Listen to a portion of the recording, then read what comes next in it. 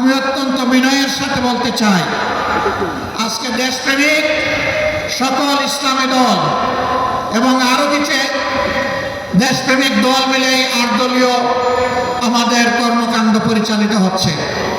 দুই একটি ইসলামী দল এখনো তার বাইরে আছেন। আমি বন্ধুদেরকে অনুরোধ করব, সকল ধরনের মুহের জাল ছিন্ন করে আপনারা আপনাদের আঙ্গিনায় চলে আসুন। এই আঙ্গিনা আপনাদের আঙ্গিনা। এখন যেখানে ঘোরাফেরা করছেন এটা আপনাদের আঙ্গিনা না। তাদের শীর্ষ নেতারা বলেন আমরা শরিয়া আইন বিশ্বাস করি না। তারা মুসলমানদেরকে মৌলবাদী জঙ্গি বলে। তাদের সাথে আপনাদেরকে মানায় না, আপনারা বড় বেমানান হয়ে গেছেন। সেখানে যেখানে মানায় ঘরের ছেলে আপনারা ঘরে চলে আসুন। আমরা আপনাদেরকে বুকে জড়িয়ে কবুল করবো ইনশাআল্লাহ। অভিনন্দন জানাবো, সম্মান দেব, ভালোবাসবো। অন্য ঠিকানায় থাকার কোনো প্রয়োজন নেই। আপনি সম্মানের ঠিকানায়, কোরআনের ঠিকানায়, মানবতার মুক্তির ঠিকানায় ফিরে আসুন। আপনি কেন চাঁদাবাজদের অংশীদার হবেন?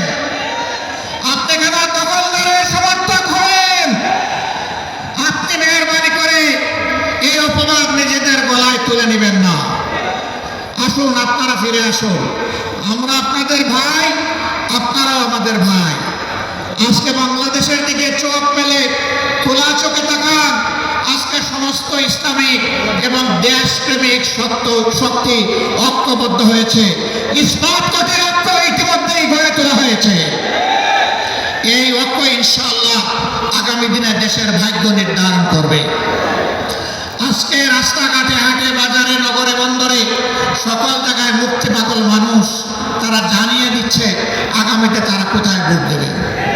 তারা এখন আর কারো রক্তচক্ষুকে পরোয়া করছে না।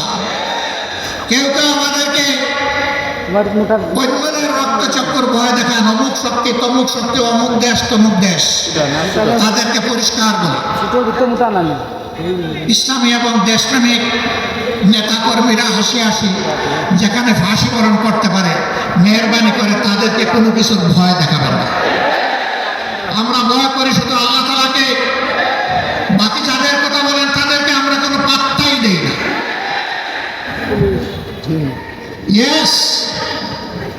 বিশ্বের সকল শান্তিকামী সর্বদেশকে আমরা সম্মান জানাই, কিন্তু কেউ যেন আমাদের উপরে কোনো দাদাগিরি করতে না আসে।